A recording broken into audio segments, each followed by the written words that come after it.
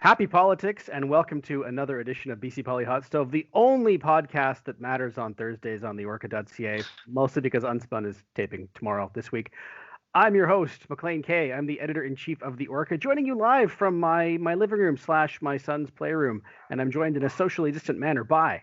It's Jordan Bateman, VP Communications and Marketing for the Independent Contractors and Businesses Association, the mighty ICBA. We're here. And speaking of here, the big news this week, obviously, it sounds like school will be here. Kids can go back to school in September. It's the most wonderful time of the year. Sorry. I can't Unless you work for the BCTF, in which case. Yeah, well, that's the big news. Is the BCTF objected to the Minister of Education's plan and Dr. Bonnie Henry's as well. They did so in a fairly guarded way. At first, it was a little more pointed, and then I think they realized that this meant they were going up against not so much the provincial government, but they were, I don't want to say disagreeing with Dr. Bonnie Henry, which is a tough uphill climb these days. What did yesterday look like from your perspective? Well, I think we found the one person in British Columbia who the BCTF won't, militarize against and go after. Listen, this is a union that prides itself on being militant. It's literally on their About Us page. We are a militant movement. They're not hiding it. They've loathed consecutive SOCRED, NDP, BC Liberal, and now NDP governments. For all their talk of winding along, the executive has proven that they don't really get along and play well with others.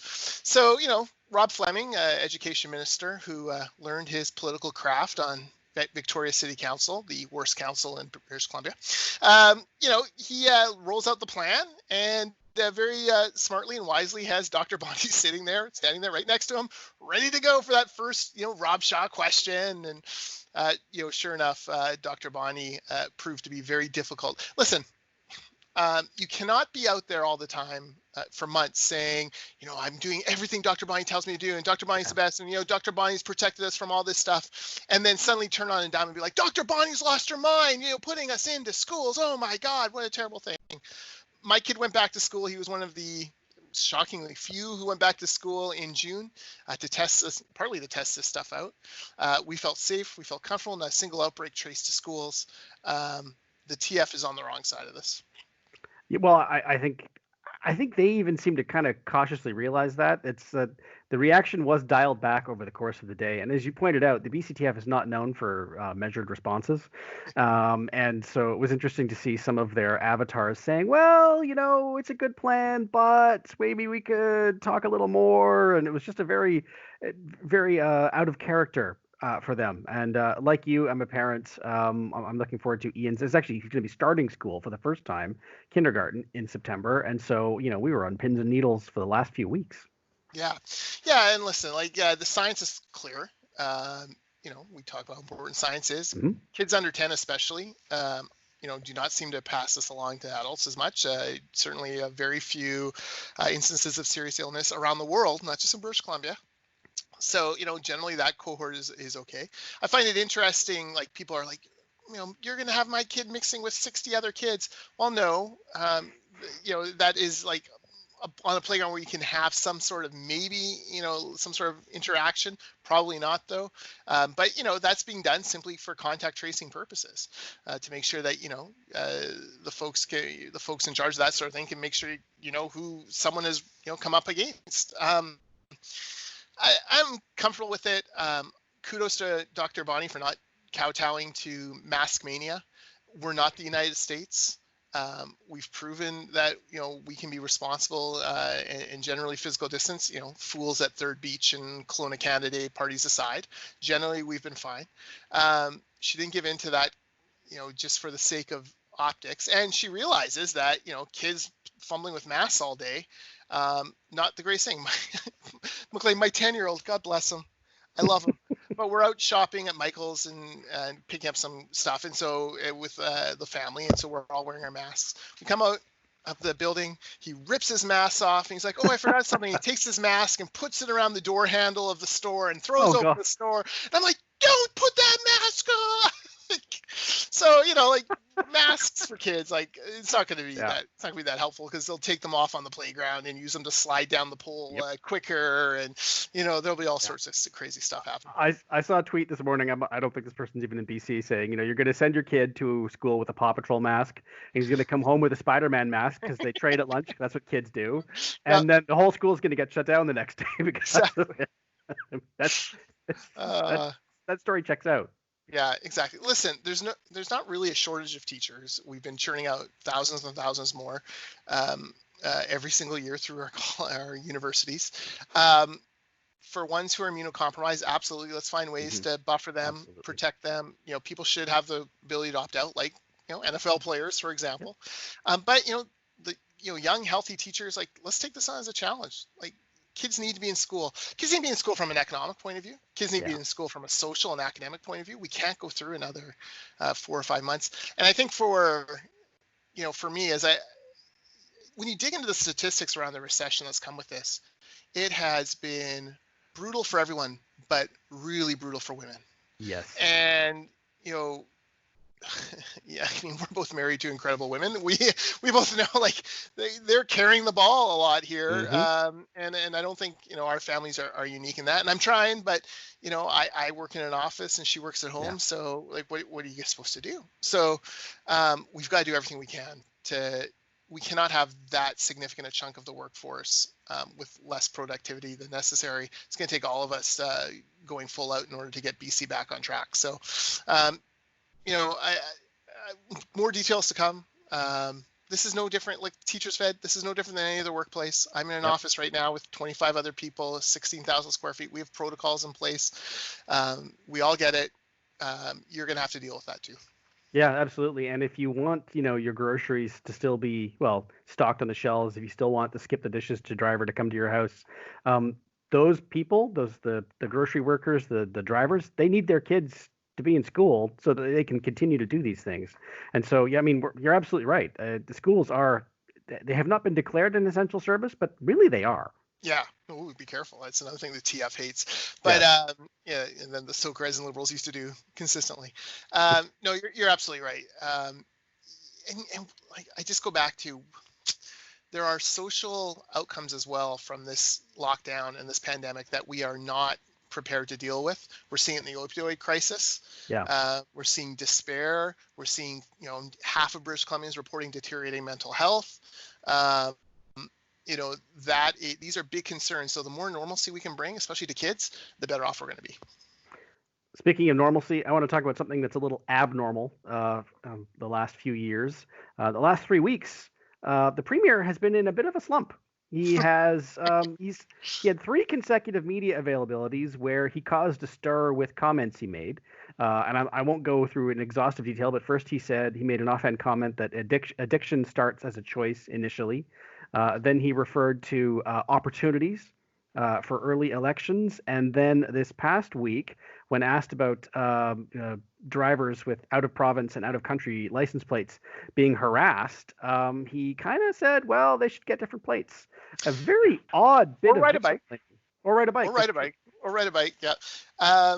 What's going on? I don't know. He fumbled that one badly. I mean, he's like, it's not my job to tell British Columbians, to be nice to these people. Well, that's literally what you've been doing for months, is telling British Columbians to be nice. And, Dr. Bonnie didn't rescue him this time. Like, just very flat out said, nope, be kind, be calm. Let's keep doing what we're doing. Look, you see it in social media, kind of this little populist underbelly where it's like, oh, good on Horgan for, yelling these guys. Yeah, we should be. No, people have these plates for all sorts of different reasons. There are many Canadian doctors and nurses who live just across the line in Washington State. We do not want to build a society where we see an Alberta plate and we reflexively assume the worst about them, especially at a time where, we kind of want interprovincial tourism. It's a bad look for Horgan. It is, you're right, the 3rd blunder in a row. He's now canceled today's media availability, which is very rare for him. I can't think of a previous time, and all they did was cite scheduling conflicts. They didn't say they have delayed and moved his avails before, Yeah, but they'll usually tell you why, and they'll yeah, be explicit. Oh, the meeting with the premiers is running late. Like, oh, okay, well that's yeah. okay, Fair enough. but this is just, well, no, there's a scheduling conflict. Hey, you're as important as Scott Moe to me, Maclean. I would Okay. never bump you for Doug Ford. That's Unlike kind John Horgan, who would bump the people of British Columbia to talk longer with Douglas Ford. We're all no.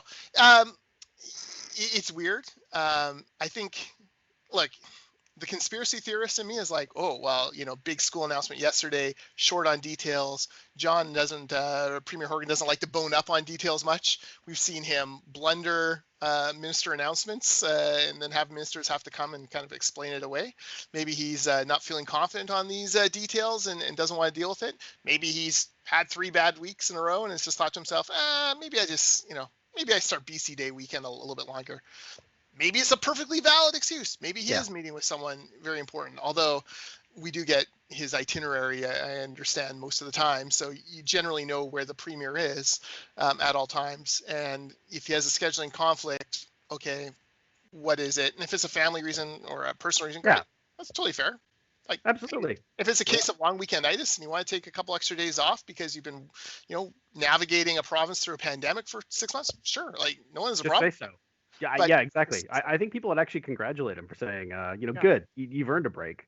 But you're right. It's been, Horgan has been one of the NDP's strengths since about midpoint in the last provincial election.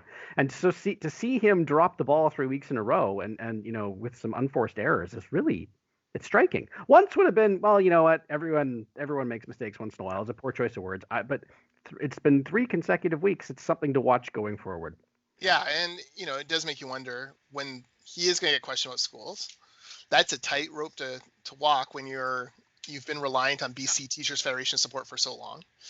But at the same time, you want to back Dr. Bonnie, and at the same time, you want to get people back to school. So that is going to be a very thin line for him to walk, and he could very well step off again and offend the Teachers Fed. And I say let Premier Horgan be Horgan. Like, go ahead, just shoot from the lip. It's although I can probably hear him if he was listening to this now. He'd be like, "Come on, man, that's not right. Leave me alone." Maybe he's taking time off in order to prepare himself for the debut of Star Trek Lower Decks. Oh, noted Trekkie John Horgan. That's possible. He could be. He might be bracing himself. In fact, I would join him in taking time off to prepare for that because it sounds great. Yeah, I know. I can't wait. Now, ironically, the next thing we wanted to talk about is question period and the tech. And it's funny because I've changed my mind. Yeah, if you're watching or listening to this, we started recording about 15 minutes late due to some tech issues. It happens. Yes. But if you also watch question period, the legislature, how many times have you heard Daryl Plecas say we seem to have a technical glitch, which 9 times out of 10 is someone forgetting to unhit mute on the Zoom. It's choppy to watch, and I want to hear your take because you've only seen it remotely. I have seen it in person a few times, and I suspect it's slightly different. No, I'm just kidding. For those of you listening at home, I was just mouthing words there to throw a play. Listen, a few weeks ago we had a podcast where I said, maybe this is a wave of the future. Maybe this is a way to encourage younger people in. So now I'm at this point where, having watched many question periods, I'm like, ugh, yeah. Yes, it is a way to bring more people into the process, but at the same time, these ministers have been atrocious. And, it's very clear they're reading talking points. They go on too long. When Andrew Weaver is getting hot under the collar about how long ministers are going, when he's, noted blowhard Andrew Weaver in the House, like his lecturing in the office. Very vocabularious. Yes, very vocabularious. Yeah, lecturing these folks on being too wordy and too long and not really answering the question. It ain't great. And he wasn't wrong either. No, he wasn't wrong. He's just a hypocrite. He's not wrong. He's just hypocritical.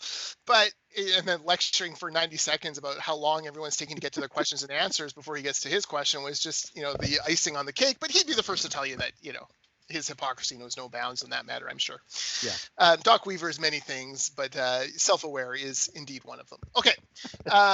So nonetheless, I can't figure out if it's the technology or just a crappy bunch of ministers, to be honest. Like, I watched Selena Robinson, housing minister, municipal affairs, I guess is her official thing. But I watch her try, defend their abysmal record on housing, which you wrote about recently on the orca.ca.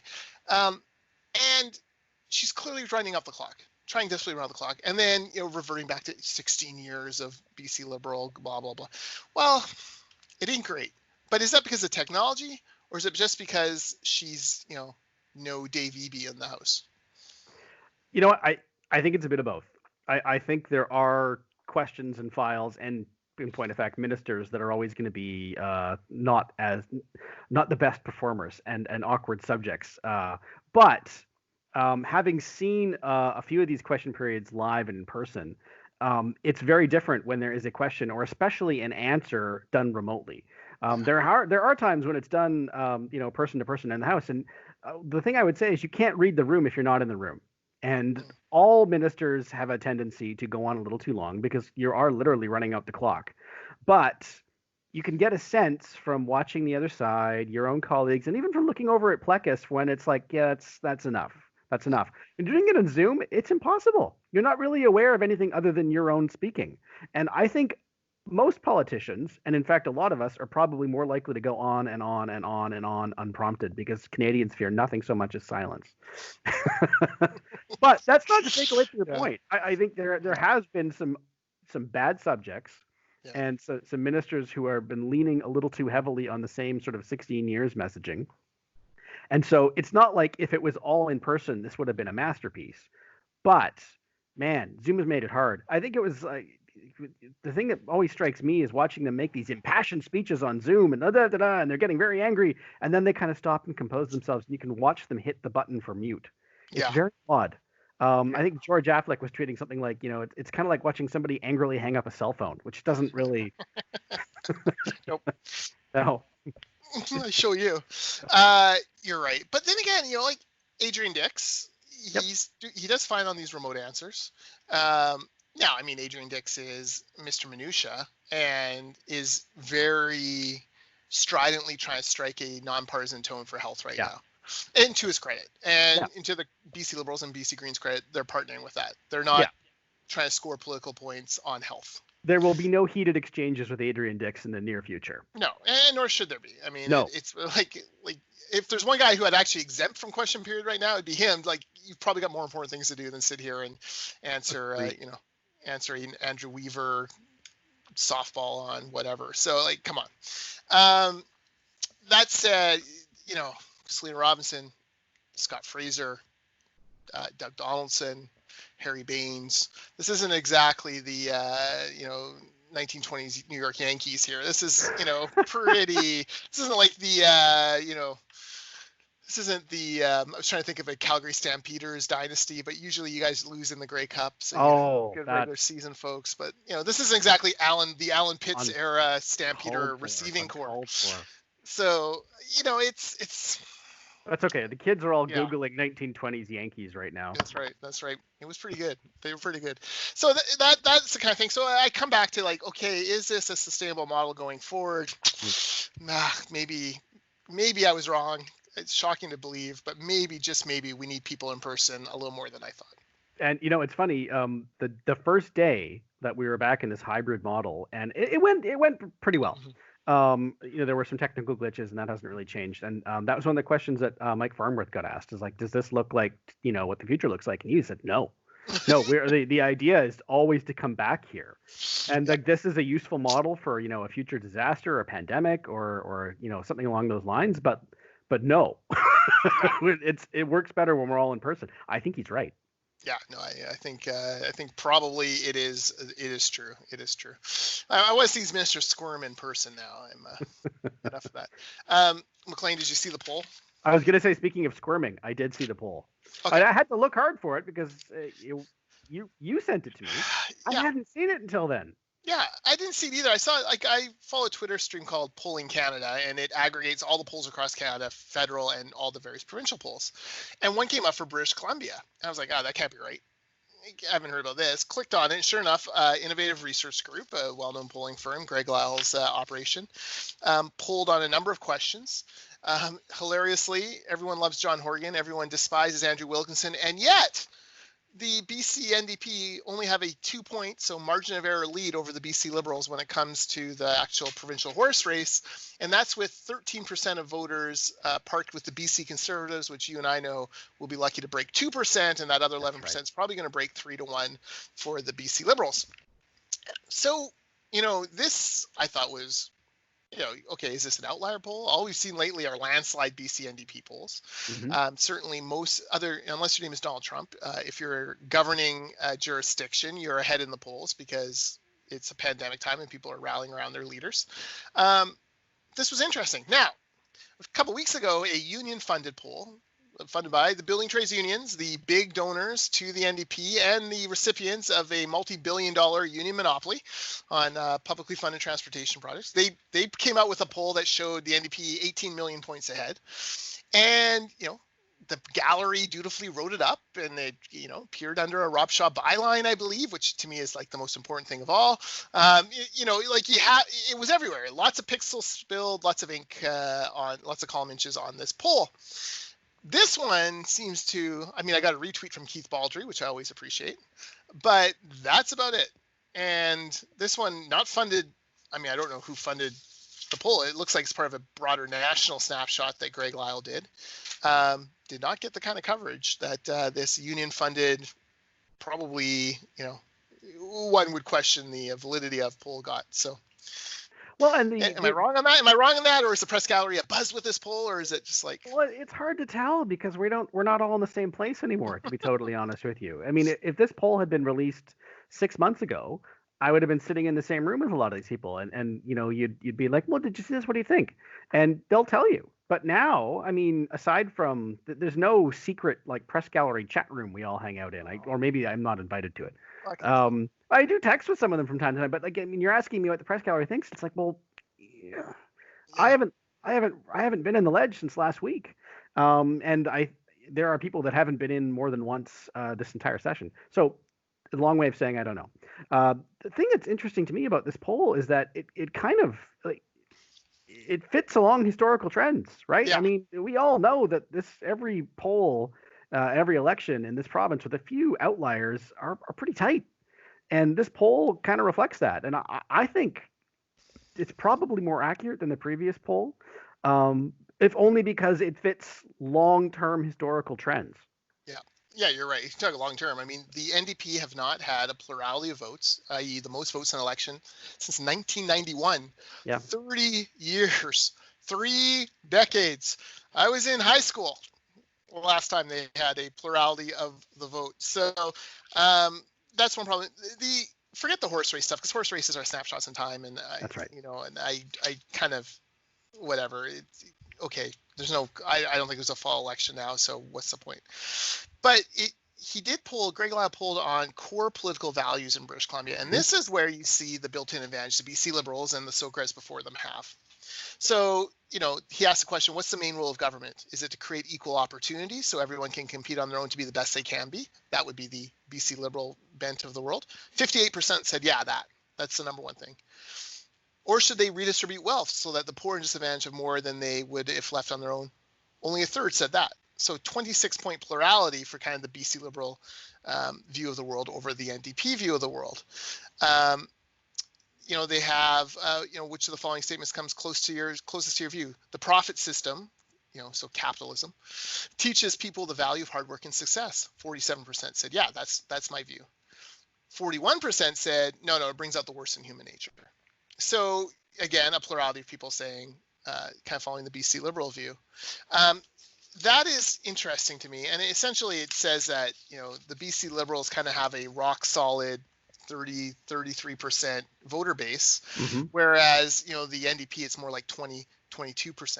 So, there's that kind of foundational thing that, there's a reason, like, it's a coalition between the federal Liberals and federal Conservatives dedicated to one thing, keeping the socialists out of power since, W.A.C. Bennett, was walking around Kelowna. So this is the sort of underlying political culture. And again, all these people rushing into a fall election, 3 decades since the NDP have had more votes than the right-wing party. Oh, you're absolutely right. And I mean, there has been a tendency in BC political commentary in the last 3 years to talk about the NDP government as though it has a majority and as though it, I'm going to use the air quotes here if you're listening, won the last election. And indeed, they're in power. So it's a completely understandable shortcut if that's what you think. But the NDP themselves are aware that this is not the case. At their last convention, they were told, listen, we did not win the last election. We had fewer seats, which matters, fewer votes, which doesn't really matter. And by which I mean but it matters. But I mean, the fewer seats. Ask the 1996 Gordon Campbell Liberals. Well, that's what I mean. Yeah, didn't matter to them then. Yeah. Yeah, but the fewer seats thing does matter, and the NDP is going to be in a very interesting position in the next election, in that they're a governing party that will need to gain seats to stay there. Yeah. Even staying if everyone comes back with exactly the same, then obviously they probably will remain in government. But I don't see them sweeping Burnaby and taking all but one in the Tri-Cities forever. I mean, there's a lot of things that went the NDP's way, and they would have to go the NDP's way again. And I'm not suggesting that can't happen, but it seems to me that is less likely. Yeah, and it'd have to go the NDP's way in the middle of a massive recession where government aid programs have run out of money, and where people are looking around saying, holy smokes. Like, the NDP talk a lot about the evil 16 years of the BC Liberal government. They were in power for 16 years. That means 4 times the people went to the polls and put their trust in the BC Liberals and their message and their philosophy. That actually is an advantage for the BC Liberals, right? Like, life was pretty good those 16 years, right? Like, we went through a recession, but we came out faster than anyone. We had the Olympics. We cut taxes. Was it perfect? No, of course not. It's government. It's never going to be perfect. But, by and large, most people, every time they went to the poll, said, yeah, I want more of that rather than what you're offering. So if I were the NDP, I'd be a little careful about constantly bringing up those 16 years, because then BC Liberals could go into that election saying, yeah, the 16 years of prosperity and lower taxes and, surplus budgets and, okay, we've learned some lessons. We'll take, we'll build on a few things here and there. But by and large, as Greg Lyle's poll suggests, by and large, there's a majority of people who kind of see the world in that through that lens. The other thing is the Greens disappearing. Like, the BC Liberals aren't fighting a two-front war. Mm-hmm. The Conservative Party of BC is floundering. It'll have maybe a handful of candidates here or there. I suspect they'll be more like the crazy Max Bernier kind of candidates than legitimate people with legitimate opportunities to win. The NDP, they've got to defeat the Greens on the island. Yep. And they've got to fight the BC Liberals on the mainland and in the north. So this is a two-front wars generally don't go well for political parties, especially when they're on either one of your flanks. I think Doc Weaver's riding could very easily go BC Liberal. It was historically BC Liberal until the Tweed Curtain turned to one of their own. It's Oak Bay. If you've been to Oak Bay. I think Adam Olsen, he won in a almost perfect, flawless 3-way split vote. I could see him losing his seat. I could see Sonia Furstenau losing her seat. The local issue that was kind of the burning populism there has gone away now. Well, NDP split too, that she was up against an official candidate and an unofficial sort of protest NDP candidate. That's not going to happen again. I don't think. Yeah. Ronna Ray Leonard squeaked it out and Courtney Comox. So right there's 4 ridings that the NDP have got to have to form a majority. If 2 of them go BC Liberal, it could, it's possible. And these are not long shots. I mean, Courtney Comox, Oak Bay, Gordon Head. I mean, I would suggest that the BC Liberals are probably the favorite in those 2. Maybe not the other 2. In fact, definitely not in Cowichan Valley. But there's a lot. I mean, I've written about this before. I think there's always going to be a trade-off of seats, and the NDP has to come out ahead. Even losing one is probably fatal to them. And if that sounds alarmist, look at the numbers in the House right now. Yeah, and the 2 Maple Ridges, both held by the NDP. There was a SoCon split there. I don't think that's going to happen again. So, those are up in the air. They got to hold both of those. They've got to, they probably want to pick off one of Joan Isaacs or Jazz Jo Hall or both. I think both of them have been pretty high profile, and I know for a fact they've been doing the work in the riding. So, and you know what? And I think Rick Lumac's more likely to lose with his friendship with that bizarre Port Moody mayor, and then Joni is. May I call her Joni? Everyone does. There you go. And here's the other thing that we haven't even talked about is that, in the last election, the NDP could run up against, everything that you don't like is the government's fault because they've been there forever. Yes. They are already trying a bit of, well, everything that's wrong is still their fault, and anything that's right is because of us. Yeah. That is the kind of thing that plays very well with the base, but when we're talking by definition here about swing voters and the convincibles, how many SkyTrain stations have been built in Surrey since the NDP took power? 0. How's the Patello Bridge coming? It's not. I mean, it's been tendered. There's no construction. He'll have a ribbon cutting of some sort of a golden shovel and dig a hole, but it's years away. Where's the Massey Tunnel at? Yeah. So if transportation was your issue, they failed. If rental supports were your issue, how's that $400 a month? How's that $400 renter's rebate going for you? Oh, you're not getting it. Oh, interesting. And you're talking about issues that BC Liberals tend to support. There's also, if you're a green NDP swing voter, and they exist, LNG happening. Yep. Site C still being built. Trans Mountain. Damn right it is. They tried, but Trans Mountain is still being built. So, I mean, a lot of those issues too, where I think some people are like, well, the NDP are going to stop all those things because they said so. Well, they're still happening. But maybe UNDRIP will get them lots of votes, except of course they've cut out the wet and elected First Nations. They are cutting the knees out from any First Nation that wants to economically develop. That's a lot of folks that they're not a monolith, right? Like, maybe people in tourism, maybe they'll, or retail, maybe they're more likely to vote NDP. Well, they've just been the two hardest hit industries with nothing. The dumbest announcement of the week, Maclean, and we should talk about. So talking of ministers who are performing, allow me to introduce to you Lisa Bear. Lisa Bear comes out with a big plan for minor sports. 4,100 sporting groups across British Columbia serving kids, everything from lacrosse to softball, football, hockey. It's all there. Ringette, it's all happening. She comes up with $1.5 million of funding for these groups.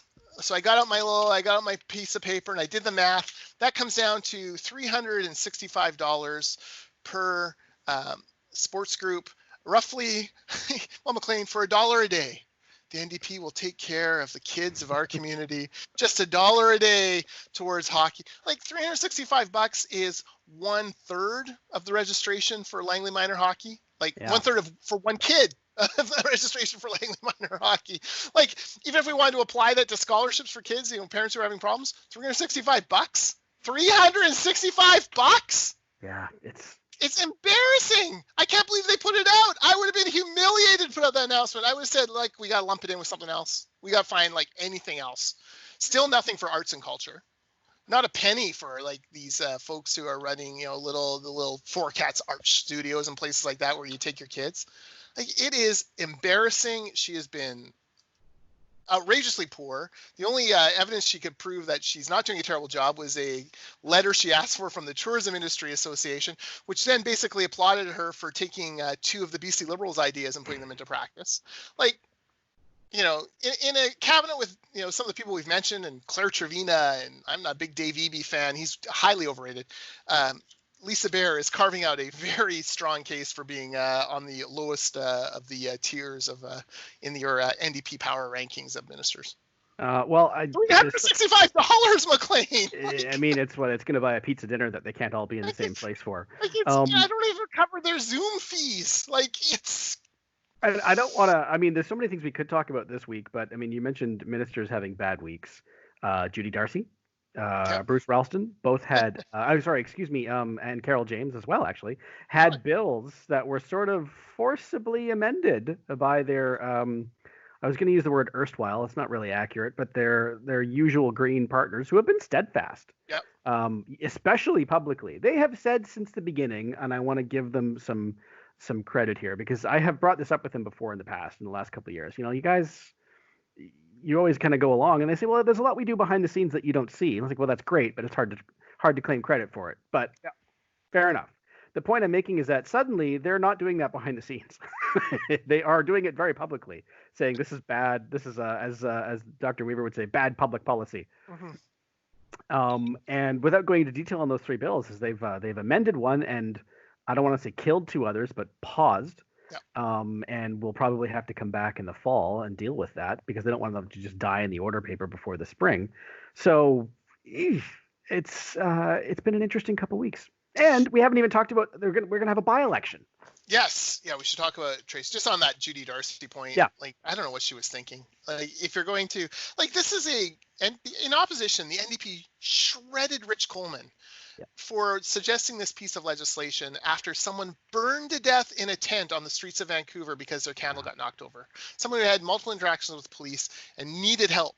And he said, well, maybe we should have the ability, for personal safety when you're unable to, maybe we should. And they shredded him. And then they brought in the same legislation. And I thought, great, Maclean, maybe this is a only Nixon can go to China moment. Maybe, this is maybe they realize. And they didn't bother talking to anyone about it. The friggin' independent advocates were coming out and ripping it. Unbelievable. And what's amazing is that you mentioned Rich Coleman. You know who else brought something very similar up even more recently?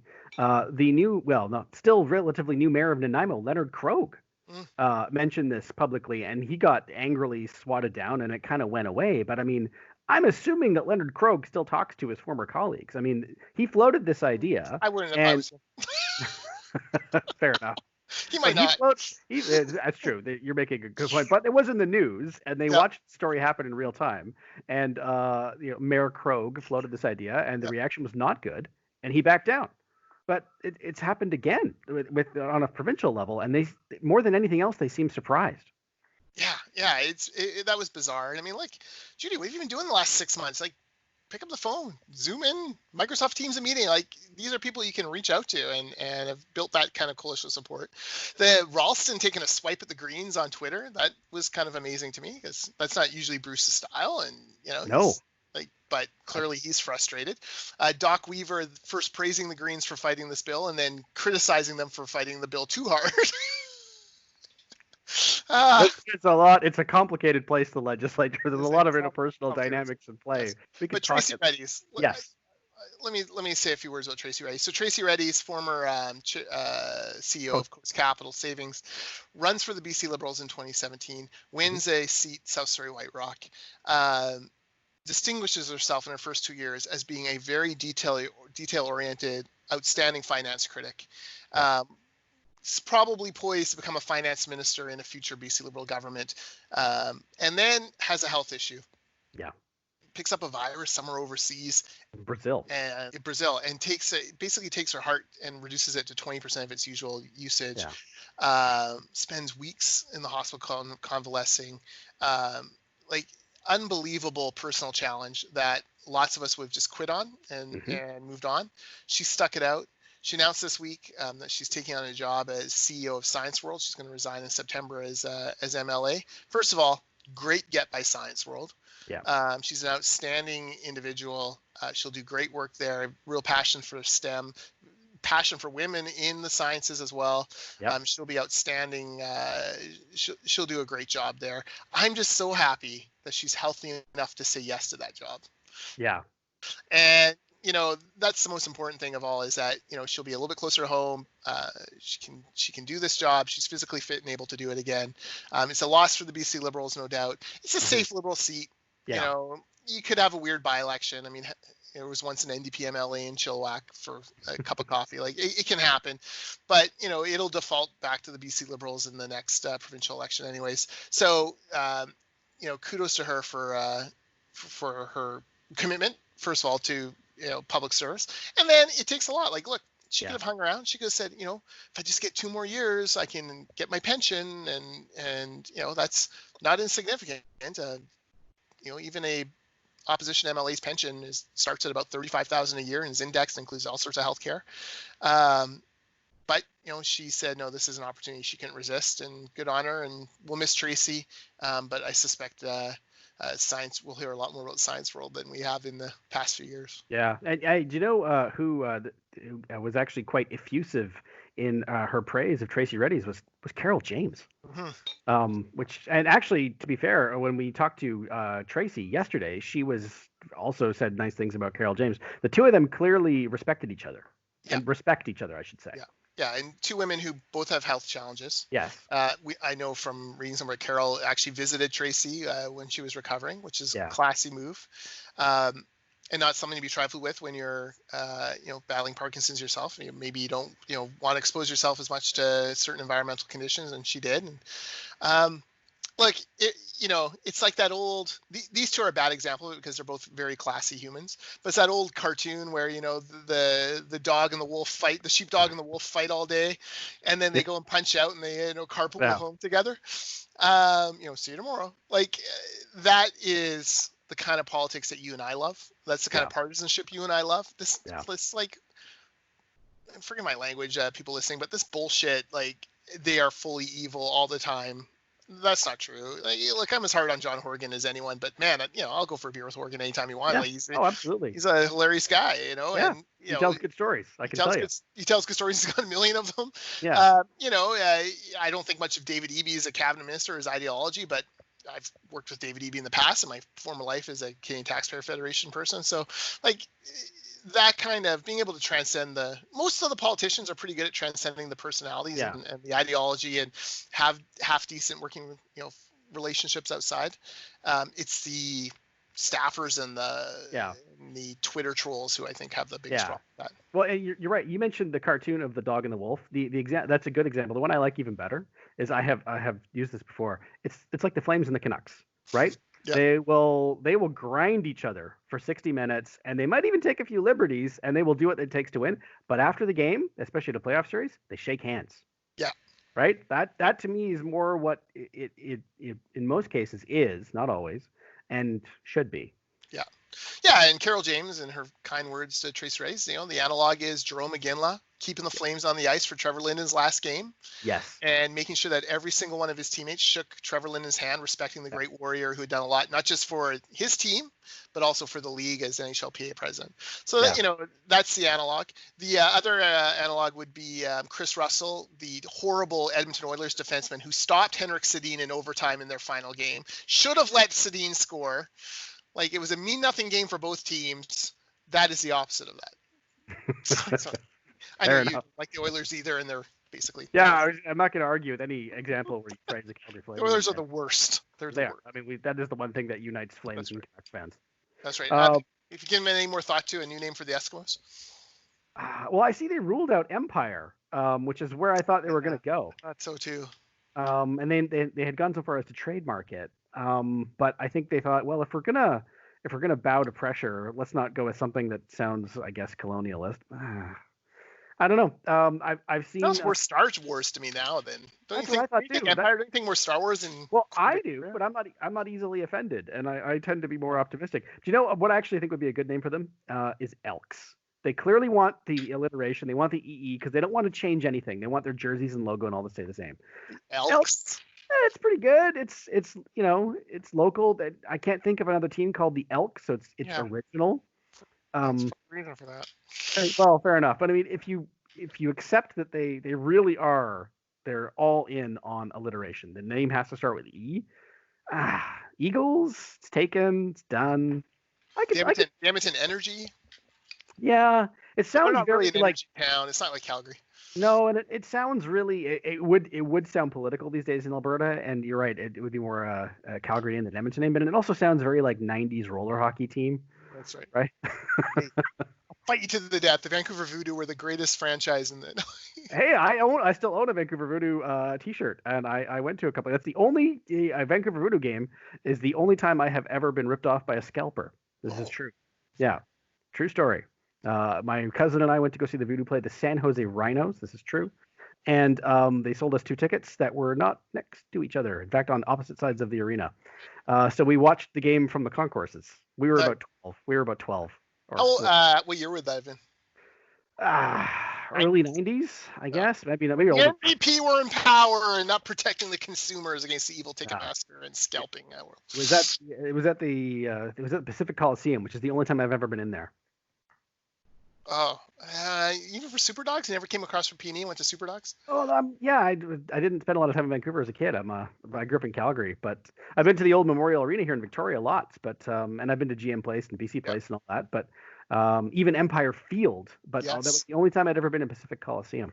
Yeah. Well, if you ever come to the PNE when Mm-hmm. there's no COVID, it is always stinking hot. You go, everyone plans and does super dogs in the middle of the day because it's cool and air conditioned in there. There you go. I will take you up on that. Little helpful tip for all. There you go. Now, there was one last thing, because we've talked about a Yes. lot this episode. There's one last thing you want to talk about. We touched on the next election. And You know what? Let's punt that to a future episode. Let's punt it. When we run out of real politics to talk, we can talk about Jordan's crazy ideas for the world. Well, there you go. There's a teaser for the next episode. You'll have to hang in and come in next week. Now, Maclean, are we going to? In August, I think we're doing like every 2 weeks, right? Because there's not going to be a. Oh, that's right. That's right. So the next one will be the 11th ish. Okay. And then the 25th ish, and then back in September. Look at us. Oh man, George and Jody wish they could take a week off. Right. That's right. We're not slaves to the numbering system. We just, it's apologies to all of our fans, both of you out there who watch us, and the dozens and dozens of our. Yes. But we need a week to recharge. Sometimes Maclean and I need some time away to appreciate what we truly have here. It's true. Hotstove.